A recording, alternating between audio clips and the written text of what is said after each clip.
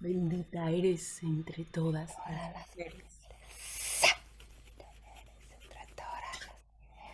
Mi negra entra entre todas las mujeres. Eres tú. Eres. Bendita eres Entre todas las mujeres. Bendita eres entre todas las mujeres.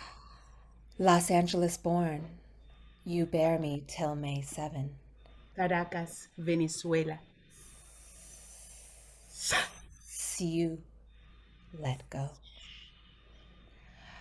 First name Maria, you go by Victoria, conqueror, diva. Aquí estoy, esta soy yo, mi presencia, Conquistadores. mi propia defensa. Spanish language takeovers, whose tongues God conquered. Español, Eres entre todas las garífona, creole, palenquero, raizal, patuá, Palataya, Palataya,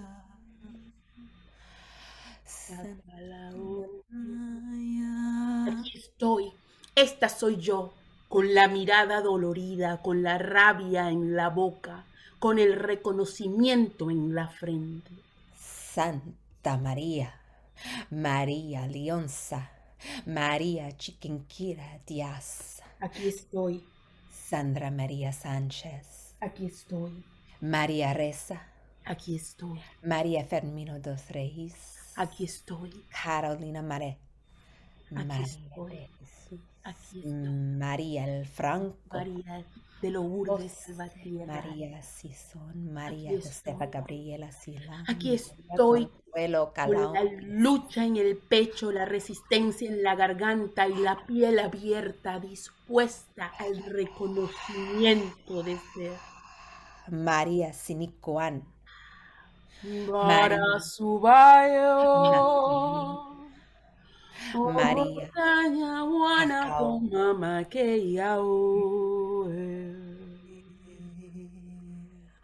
para suayo, que Aquí está esta quien soy yo, aquí mi yo ser. Hacer valer lo que sabes, como la corteza de un árbol o como un continente en el pecho. Catholicism, Indigenous conversion, still we speak Mi negra entra entre with todas las ghosts. mujeres. Mi negra entra entre todas las Colonial holds, motherless vernaculars arrested. Como Broken un continente en el pecho, como si los ríos y los caminos se volvieran pelo. Mi pelo, nuestro pelo, pelo, cuerpo y machete, pelo en posición de ataque. Bendita eres tú, bendita eres tú, bendita eres entre todas las mujeres. Little brown language, takanla'o, kalaka, Oh, Caracas. Tagalog's deep. Mi defensa me entrega. Los ancestros presentes y futuros. Santa María, el Señor es contigo. Bendita eres entre todas las Del mujeres. mal. Do you know the land was taken? Los ancestros presentes y futuros tallan nuestros cuerpos en madera. Madera preciosa, madera diosa, madera diosa María Luisa. Diosa Ana. Aquí estoy. People translated. Esto soy yo. People translated. Esto es lo que tengo. Did you know there's something that's Mi not cuerpo. translated? Aunque no puedas tocarlo, sabes que hay algo que no se puede traducir. Hi everyone. Good afternoon. good evening, wherever you all are calling in from. Thank you so much for joining us. We are Naomi Makalala Breakin. I am Naomi Makalala Breakin, and this is my collaborator, Milvia Berenice Pacheco Salvatierra. And we were really honored to have the opportunity to continue working on our performance collaboration, Little Brown Language, under the auspices of the SRCP funding cycle, the first funding cycle that that was made available. So that, of course, happened in 2020, which meant that in a lot of ways we were not always able to physically meet.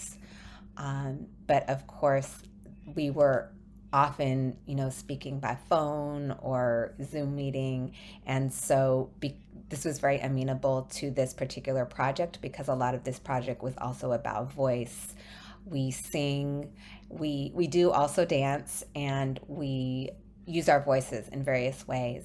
Because it's Little Brown Language, we try to expand the definition of what language means for us.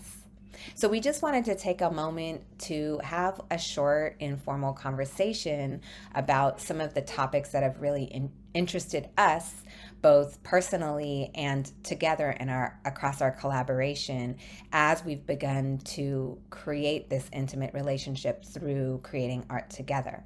So the title of our piece, Little Brown Language, actually comes from an essay that was written in 1918 by a white American superintendent called Little Brown Language. And in this essay, basically, the superintendent is, decrying the Filipino school teachers who were required to teach in English. He was basically talking about the way that their accents are wild and the English is not standard, and it's basically messing up proper English. And so I felt like after reading about this essay, I was really interested in this the history of colonization, specifically through language translation and erasure of indigenous languages, because this erasure continues today. Yet it's really interesting that the Philippines language, the indigenous languages, are also very malleable and often take on different forms. Slangs like Becky speak, which is kind of known as the gay speak, and Taglish, which is a blend of English and Tagalog.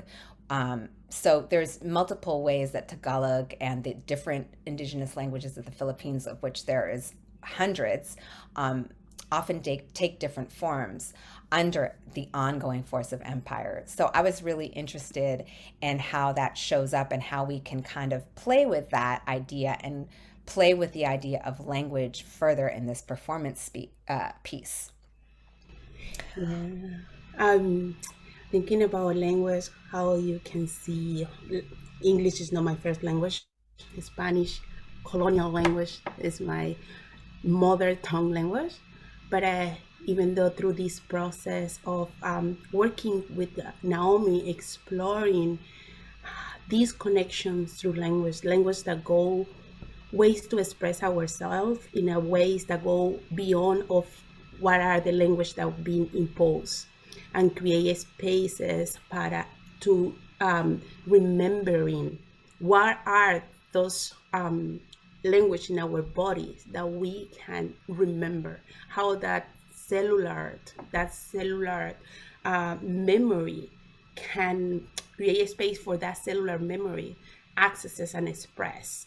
And then through Little Brown Language, we found so many different connections and then understand the languages as a way of deepening in the connection in our connection, our artistic expression, and also our way to connect as an individual. What are the things that are common for us, that language that we lost and we are searching? Because even though that I spoke my mother language, there is a language as a Black woman that I lost, as an Indigenous woman that I lost through the process of colonialisms, and how we can create a space for sounds, rhythms, and rituals can bring us back that memory, and use those experiences, or create those spaces to understand how we can share it as a way of a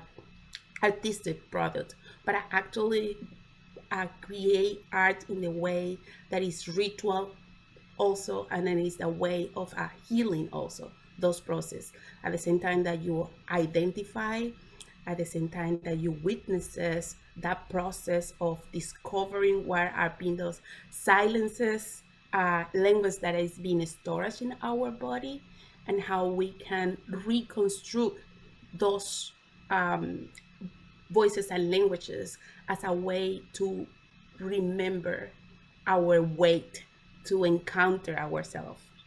And that has been a really beautiful process for me in this process of collaboration with the Little Brown language.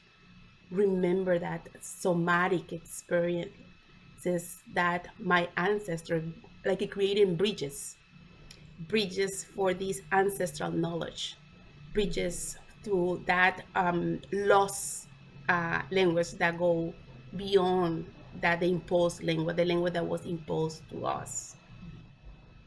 Yeah, and what Milvia, what you were saying about silences also is a way that I've been thinking about the idea of erasure, that sometimes instead of like filling something up as being a kind of representation, trying to fill in the gaps, that actually it's in the gaps, the silences, the erasures, that a certain kind of truth can be found. And so I was really interested in this idea of erasure, aesthetics, and aesthetics of erasure as a way into exploring and even representing my experiences. For me personally, of assimilation, my mother is an immigrant from the Philippines, and so I'm second generation on her side. And I did not grow up learning her language, which is Tagalog. I would hear it on the phone occasionally when I was very young, but even then it sounded foreign, and she didn't let me into that. It was only just hearing it in another room on a phone at a distance. So it was that experience that I feel is more true, and that I wanted to in some way try to reproduce.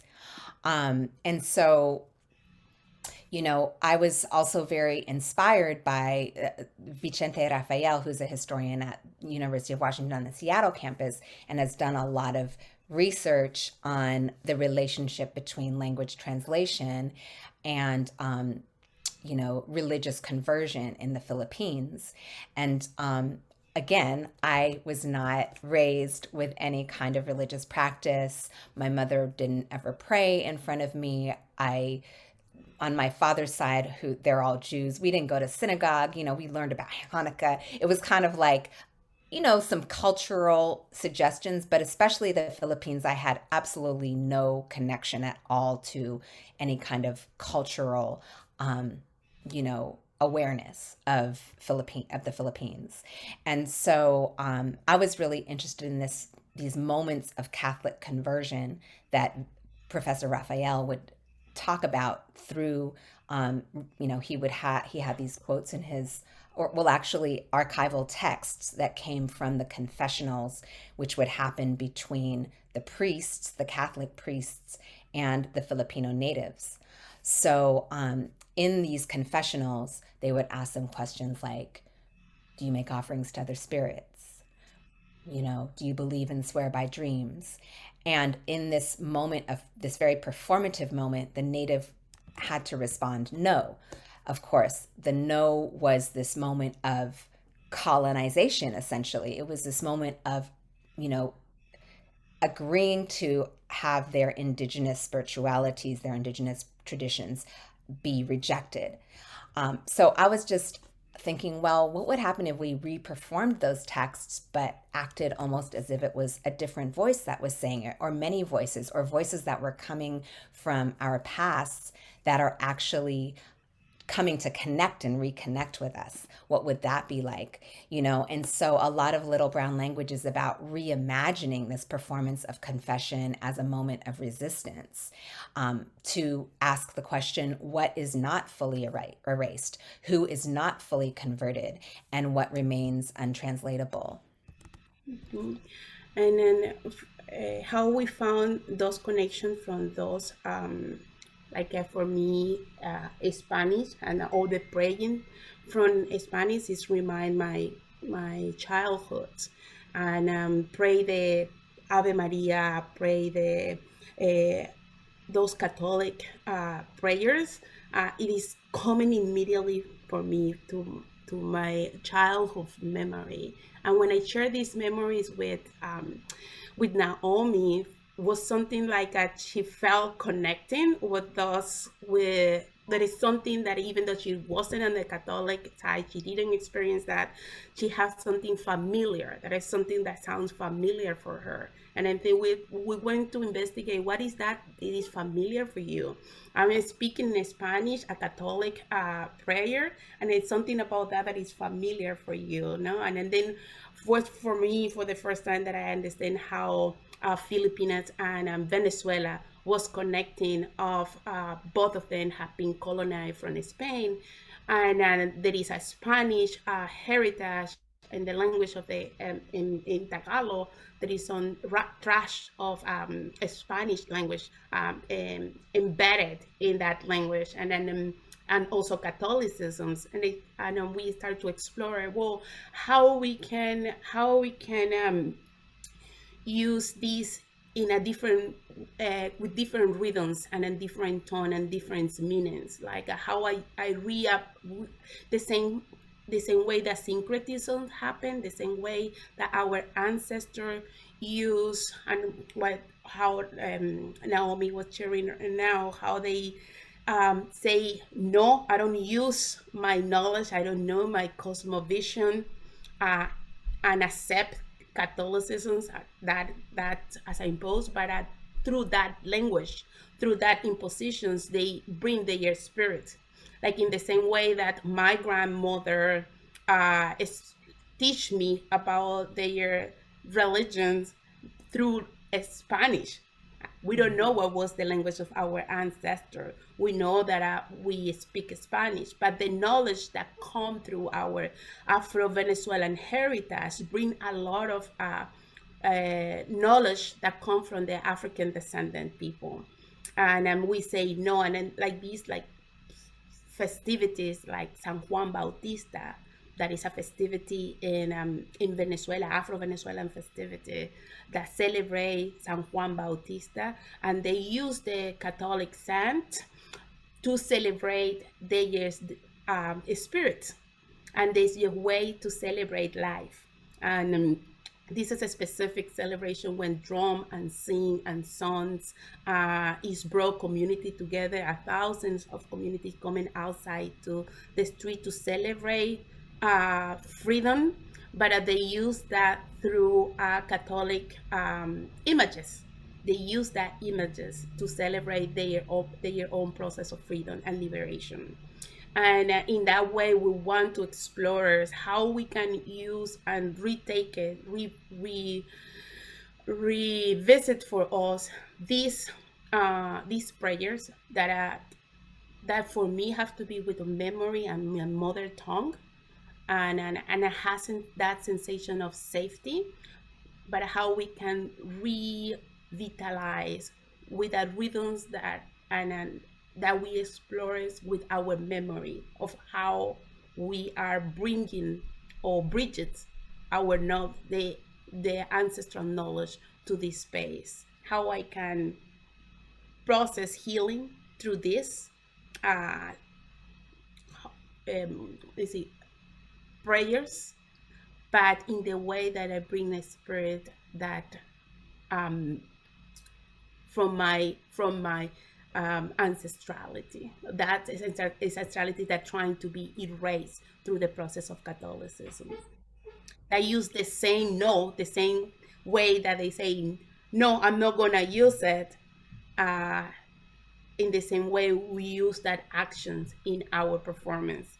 Yes, I'm gonna use the same tool that you impose to say yes to actual spirit that want to be visible here in the space now, and through rhythms and sounds. And there was, in the Philippines context, there was actual revolutionary resistance that was organized through priests, through Filipino priests, because ultimately at some point they couldn't, the colonizers could no longer keep bringing, Spanish priests out. Like they weren't able to physically, logistically do it. So they had to start training, native people in the Philippines, and, training them as friars, and then those people were supposedly to continue the colonization scheme. But what then ends up happening, of course, is that some of those priests would then actually be organizing the people. But it wasn't any like direct, easy revolution, like some kind of romantic ideal vision of all the Filipino people coming together as one. It was all messed up. People were like choosing different sides based on what they felt they could get. Natives were plotting against each other too. And so I feel like the big messiness of the truth of colonization is really important to always keep in balance. And what is interesting to me, more than trying to create some sort of romantic narrative of liberation, is all of the messy syncretisms that comes out of this history, and that we experience as Milvia, as you're saying, in our bodies as somatic memories. And often, I think, as both of us are keep saying, it's not a linear pathway. It's very circuitous, and sometimes we don't even know where the voices are coming from or why. And this is where the collaboration, I find, has been so enriching, because Milvia has a particular embodied experience of the African ancestral derived ancestral traditions in her neighborhoods in Venezuela, the places where she grew up. And for me, I was actually initiated into the Yoruba religion of Lukumi from the Yoruba peoples of southwestern Nigeria. I was initiated in the United States. And so when I would sing the songs of my religious tradition, Milvia remembered them from her childhood, like the Barasuayo. That is a song that we both have chosen to put into the piece because both of us recognize it is familiar to both of us. And so the performance collaboration has been a way for us to actually learn about ourselves through each other. And just as an example, the Bendita Eres entre todas las mujeres it was basically a step rhythm. I have a history in like being trained in African diaspora dance, especially hip hop. And so I actually created the Bendita Eres as a stepping rhythm before I started working with Milvia. And it was, a way to inject the Hail Mary prayer into the context of a kind of like syncretization of different African diaspora dance forms, and to use the prayer actually as a foot rhythm rather than just a vocalized prayer.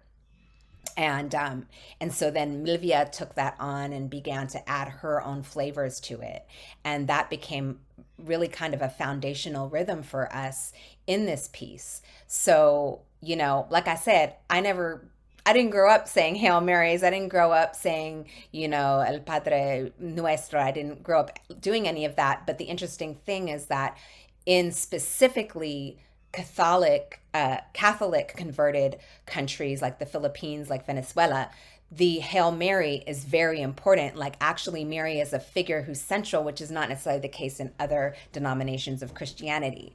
And so, my mother is actually also, her first name is Maria, which of course is quite a common name. Like my And abuelas. yeah, and that's why we bring in all of the different Marias, like Maria Reza, Marielle Franco in Brazil, all of the revolutionary women who go by the name Maria, because we recognize that that is a name that ties us together and has a potential to open these kind of portals. Um, And you one of know. the things that I recognize as important in this collaboration and things that we've been like, or for me have been like a discovering too, it is this idea that focusing what you say at the beginning, the things that have been erased, how track that, what are the things that have been erased is help us also to create this deeper connection of what actually is on and then connected deeply as a in our differences and similarity through the process of history, the common oppression. But that common expression is give us these guidances of how we can found through each other's, found through each other's stories, and how are so much common than what we think are more common than what we think they are. And I felt like was a really important and for me this discovery to guide the process of focuses us in that in search and found more way uses that as a way to found our way. Yeah. Yeah, so we'd love to open it up to any questions or comments, reflections from folks who are here. First of all, thank you for such a powerful, compelling, and fascinating performance and discussion of this work. You have obviously delved deeply into your own lived experiences for this, and I'm wondering, how has this experience changed your relationships with your living relatives and your ancestors? Mm.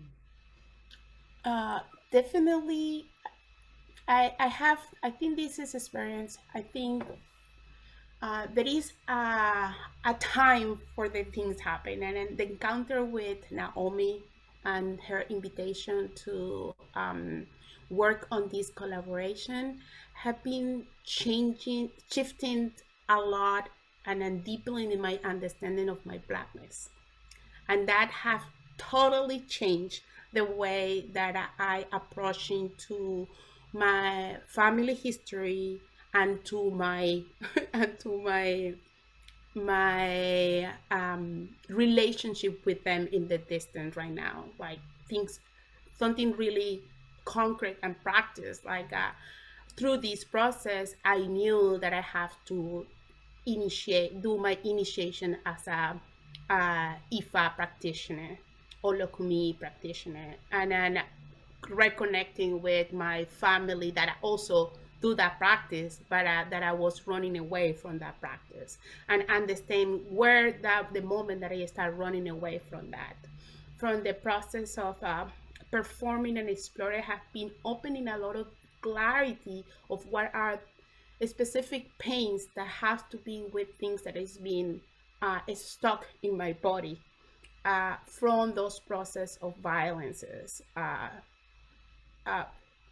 colonial violences that is not coming from my own story, but at the story of my community. I've been understanding more clear what is my positionality as a Black woman, immigrant, and an artist. And I have been in, strength my vision of this idea of being lost, and this idea of be relationship with the pain in the way that can be expressed as a force and as a point to returning point.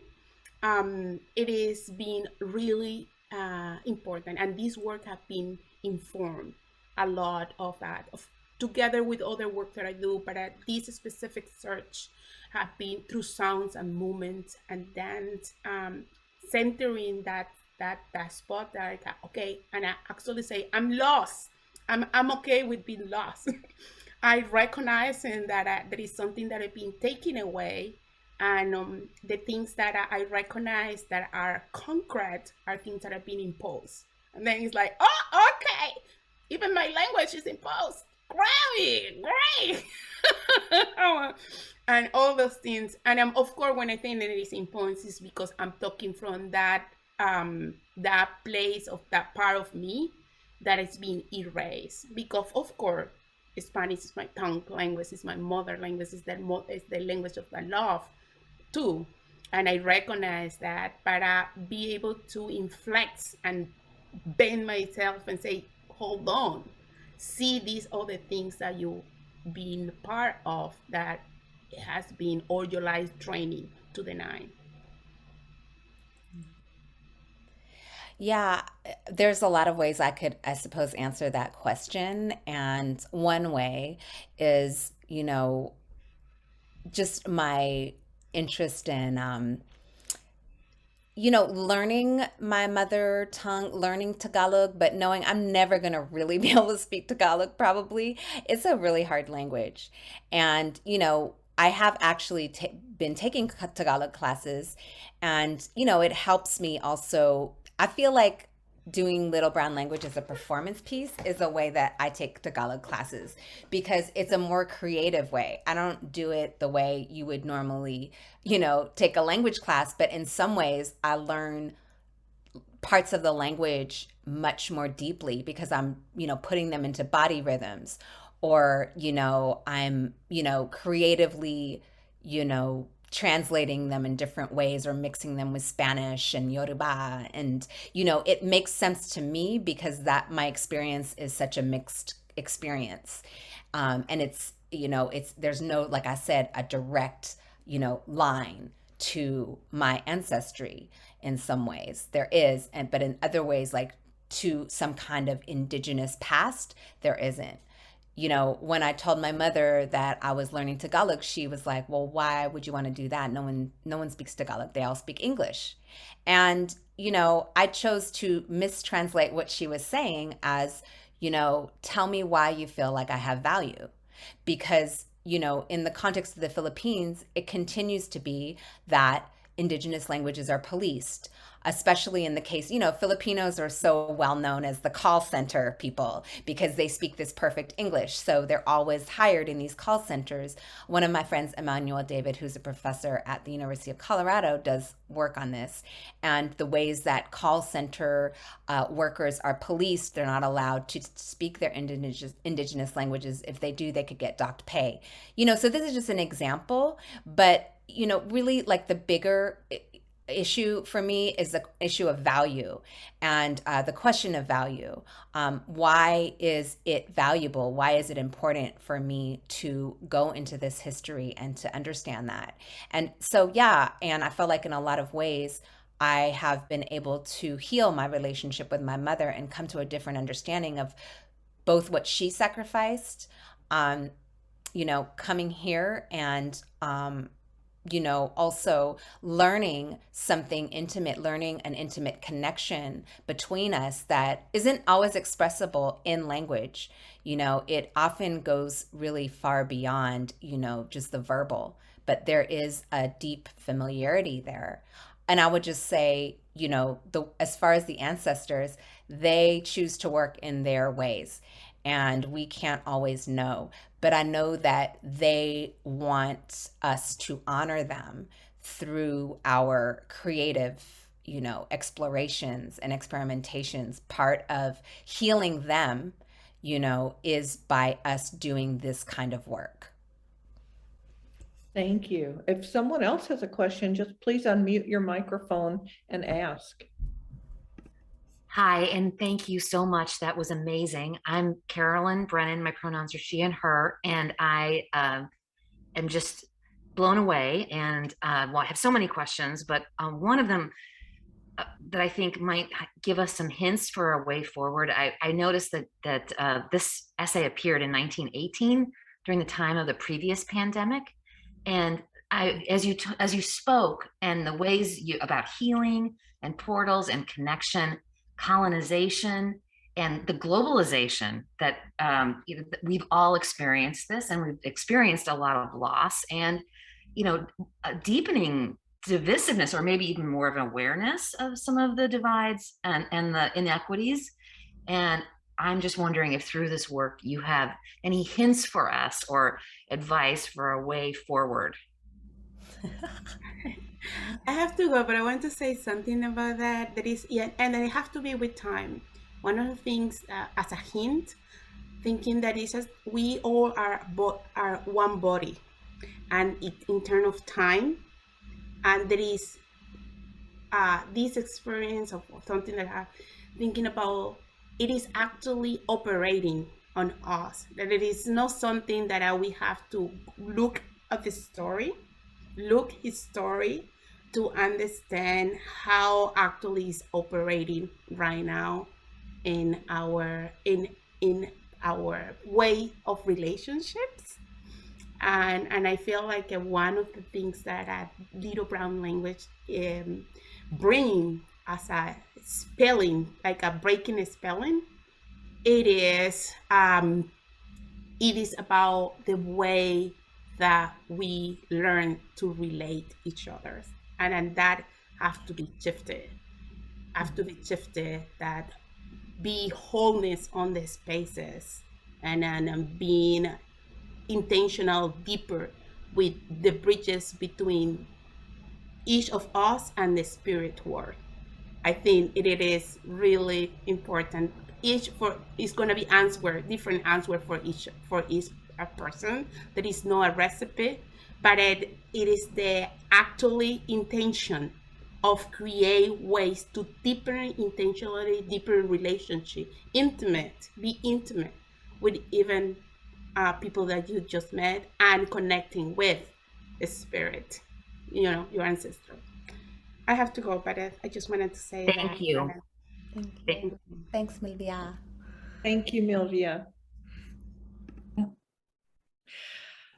Naomi, did you have anything to add to that? I could add, I noticed that Amaranth put in the chat a question about the dance element of the project and the collaborative process in constructing the dance. Yeah, Amaranth. So I'll respond to that because I feel like Milvia very eloquently responded to Carolyn's question. And that's great. Thanks, Carolyn, for the note about the previous pandemic. I have to think about that now. That's, yeah, really rich. Yeah, so with the dance, well, actually, me and Milvia came together as dancers. I was really lucky to see one of Milvia's solo pieces, and as soon as I saw, I was just enchanted. I felt like an immediate connection with her aesthetic. It was just very familiar to me. And I wasn't wrong, because when we started working, it's kind of like it's not easy to collaborate. It goes without saying, but every once in a while you meet a collaborator who is almost like you finish each other's sentences. It doesn't mean we're perfect and we agree all the time, but oftentimes when we're looking at something we created, we'll both kind of be like, yeah, we need to go in this direction, or that didn't quite work out. Like, we both, for whatever reason, are very similarly aligned in terms of how we think artistically and what we like and don't like. And, both of us come from, although Milvia doesn't come from hip hop, she does very much draw from her lived experience, from her childhood experience on African diaspora dance and music. And so because that's been my, such a large part of my training in multiple forms, Cuban, Brazilian, hip hop, Latin, Caribbean rhythms, that has been again, another kind of language beyond words where we've really deepened our kinship. And when we go out and just dance together, we go to salsa clubs. Well, we haven't done that in a little while, but we do really connect on the dance floor. And so I feel like our collaborative process it extends beyond a studio. Like, we don't actually need a studio. We actually need lots of everyday experiences. Like, sometimes we just cook dinner together. We spend time with each other's families. That actually is as much a part of this process as, going in and doing the actual work of forming the piece. Well, Naomi, thank you, and Milvia, so much for this presentation. It was absolutely fascinating, and we really appreciate your sharing with us.